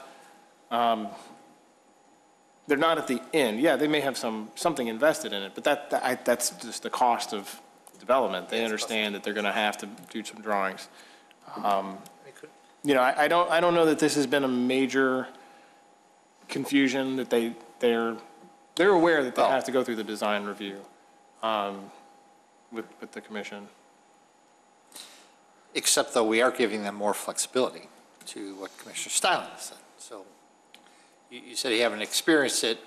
You haven't experienced it with this more flexibility. Well, I don't know that you're giving them more flexibility. Well, when you say approximately and. But those are brand new things that we have not quantified before. You're listing them out. The things that are quantified have been quantified already. You already had specific minimum standards for masonry, brick. True. So I think, like I was saying before, if you have a specific minimum that you definitely want to see, or you have a material you definitely don't want to see, you put that in and say, here's the rest of the guidelines. And I think that's kind of where you're going now, is you're giving people the list of your expectations. Here are our minimum standards. Here are our expectations. Please produce something in accordance with these expectations. Well, the only thing we do is just give it a twirl. Let's see what happens. But it's a good point, Terry, good point.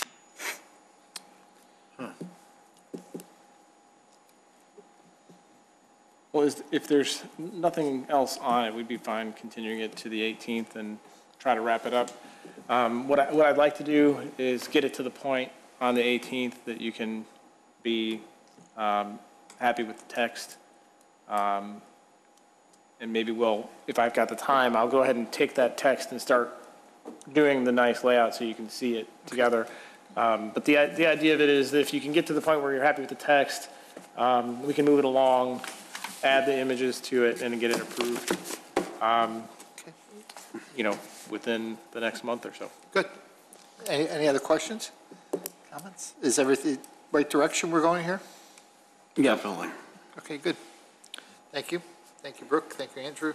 So I need a motion to continue to the 18th. Motion continue to the 18th? So moved. Second. All those in favor? Aye. Moving on, approval of minutes, November 13th. Mr. Chairman, I have a correction. Yes. Get ready for this. Facts and findings from docket number 2014-19, page 3 of 8. My name needs an S at the end of it, in the first paragraph. Forward that one to you? Did I forward that to you already? That one's covered. Just want to make sure that's there. Okay. And I'll make a motion to approve with the change. All those in favor with the correction? Aye. Okay. Motion to approve the minutes of November 20th, 2014. So moved. Second. All those in favor? Aye. Abstain. Did you mark who made and seconded the continuation on the zoning code? On which? On its continuation zoning? I did not. Commissioner Vito. Yeah, I think it was me. Yeah. Yeah. Commissioner Vito. And who seconded? Anybody? Commissioner Vito seconded. I did. You seconded? Yeah. And Commissioner Powers, you made the motion, right? Yes, Powers and Vito. Yeah. Sorry. Sorry, It would be so quick. I'd had the wrong file open. Okay. Sorry to mess with your momentum there. You were rolling. Other business, I see approval of 2015 Plan Commission meeting calendar. Do you have handouts? I do have a handout. Ooh, parting gifts.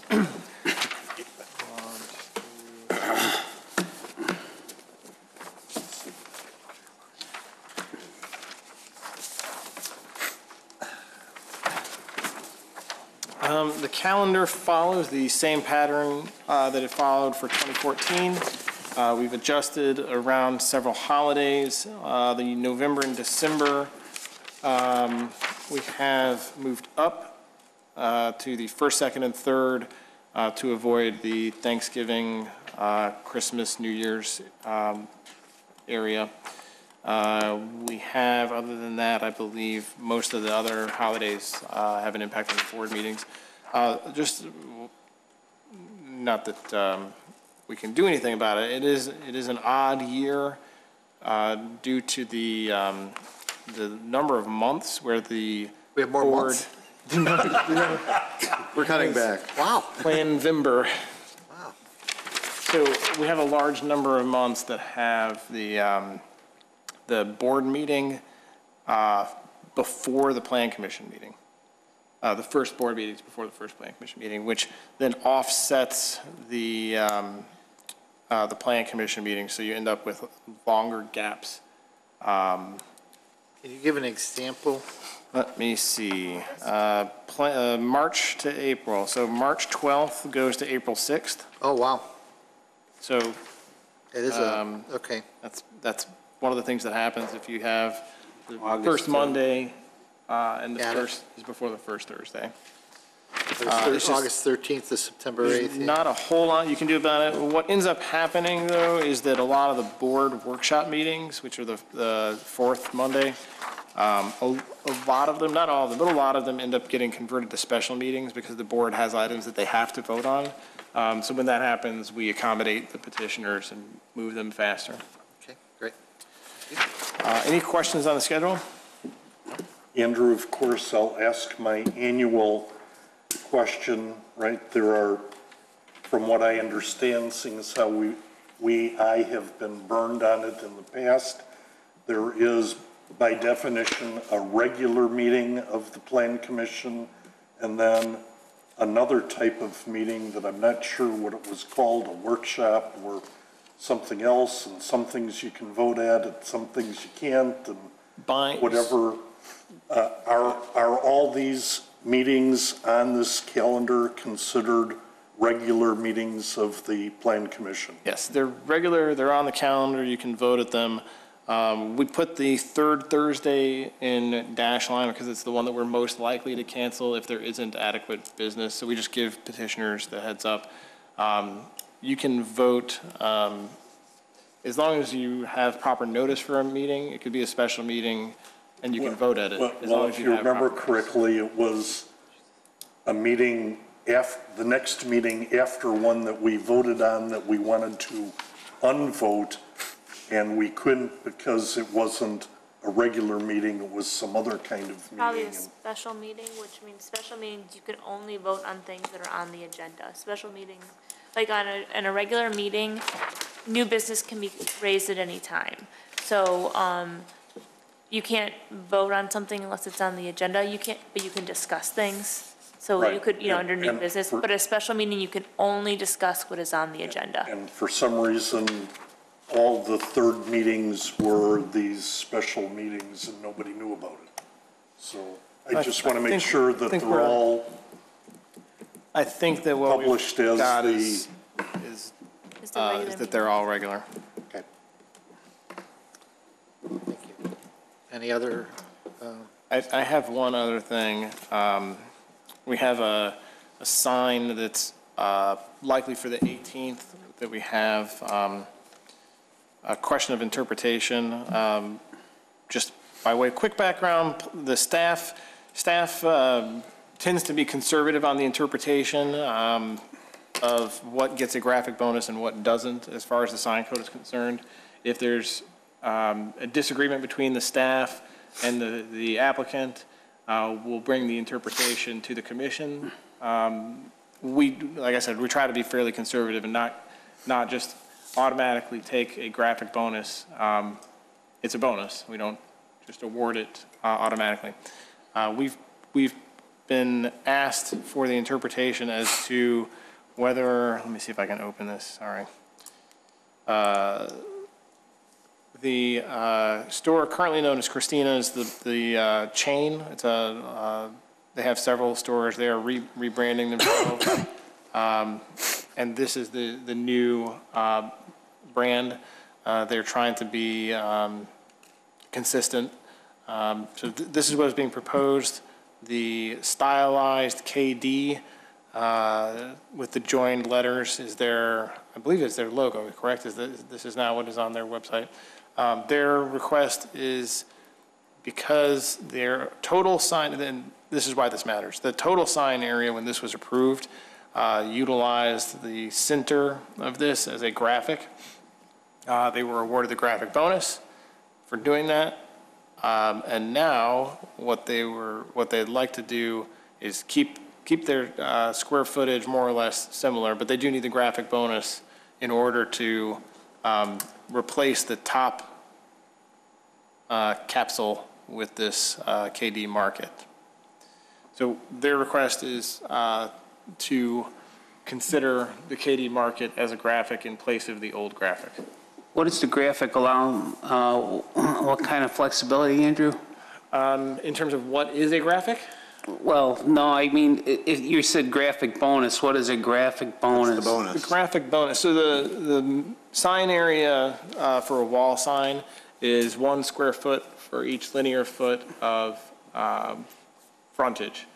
If you incorporate a graphic into your design, you can have 1.5 square feet of sign area for each linear foot. That graphic cannot be more than 40% of your total sign area. Okay, thank you. So they have the graphic bonus now, and to knock out the capsule, the cabinet at the top there, they would need for the new design to be interpreted as a graphic as well. I don't see it as a graphic. I don't think so. I don't see. I don't see any graphic there at all. Put a shopping cart there, I may consider it, but there's no graphic. Yeah, I don't see. Andrew, what's the alternative? They come in for a variation? The alternatives are, there are a couple. I mean, they're not limited in this. I think what they want to do is this exact sign. And Brooke has talked to them, and I have not spoken with them directly, but what they want to do is this sign. They could make that into a graphic cabinet. They could make the market, instead of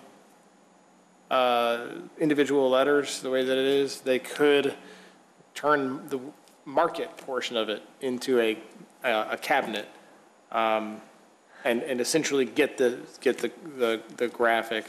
You know, of course, this is all at the discretion of the commission. The bonus does not have to be awarded. Andrew? But yes. How far above the allowed square footage are they with? Yes. I think they were maxing it out before. Or close to maxing it out before. It's the other text, the deli, grocery, produce, bakery. These are large signs. These are, I think, nearly 2 feet, I believe. So they add up. They really add up. Plus they have their temporary sign on the side still, do they? I don't know. I don't see any. I have the exact figures. Yeah, it's still there. What that KD Market measures is about 50 square feet. What they would be allowed without the bonus is only 18 square feet.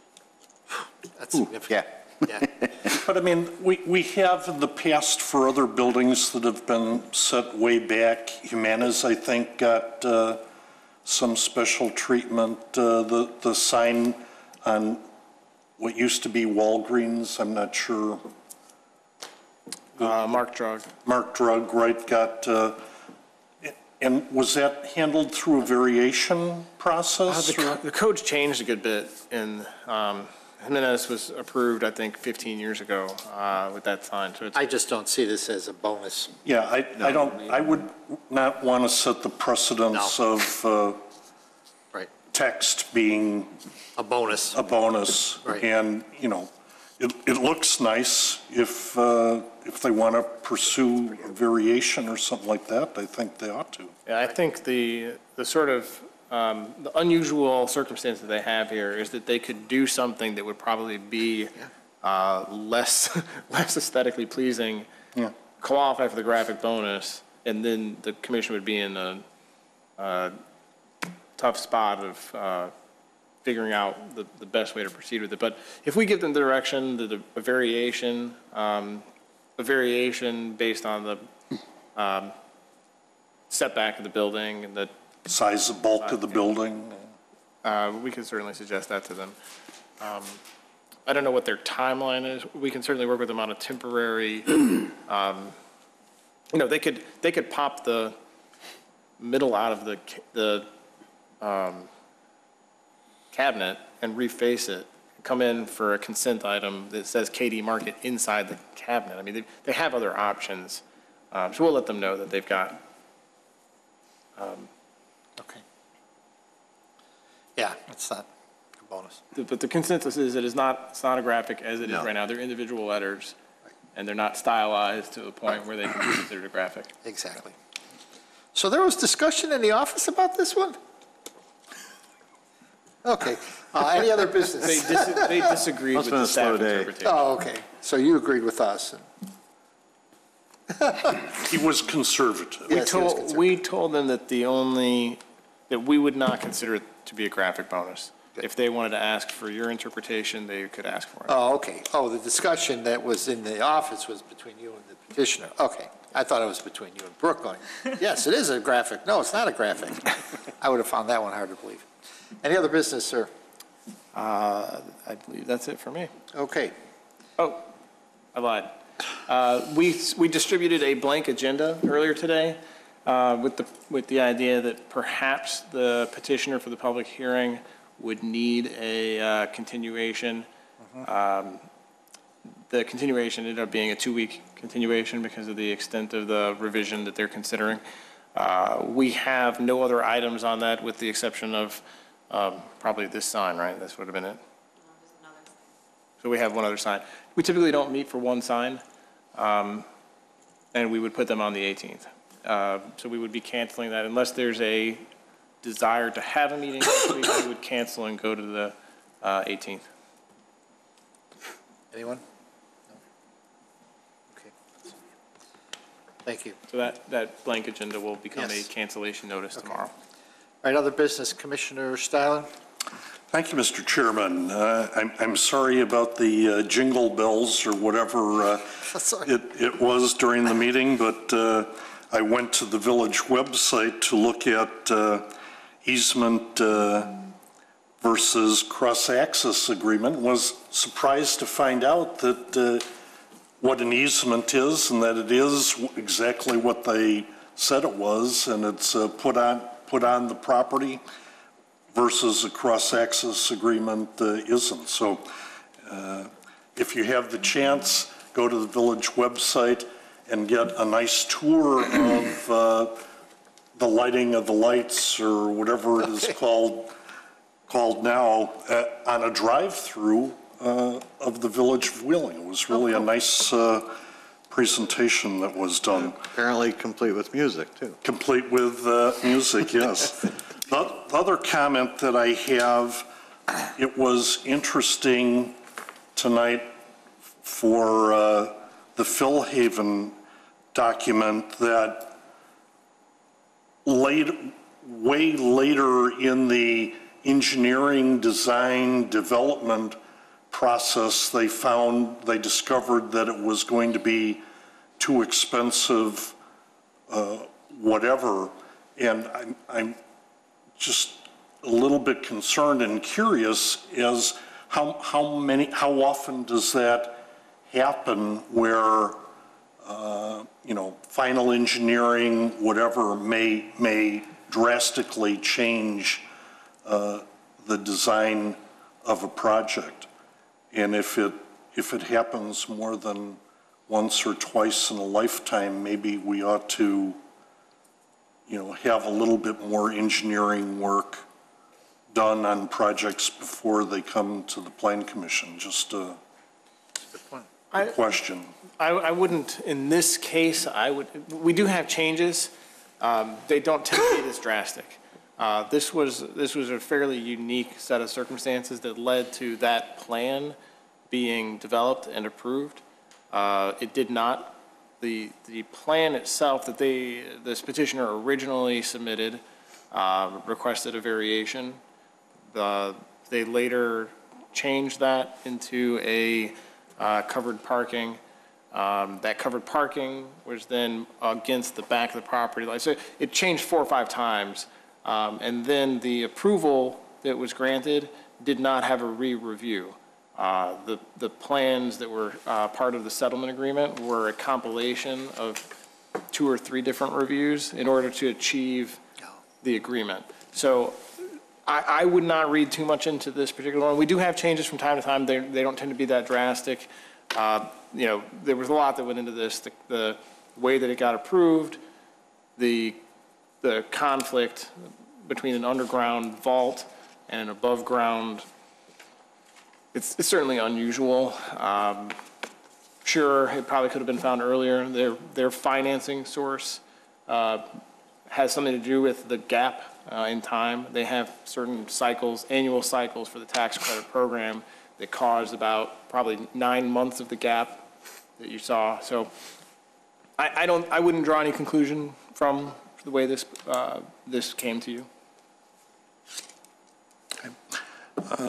That was my only question. Thank you, Mr. Chairman. Commissioner Zangara? I have nothing, thank you.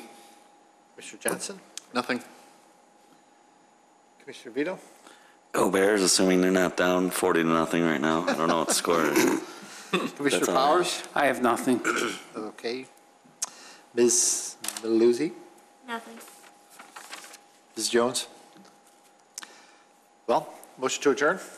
So moved. Second. All those in favor? Aye. They're only down by 7. We missed it.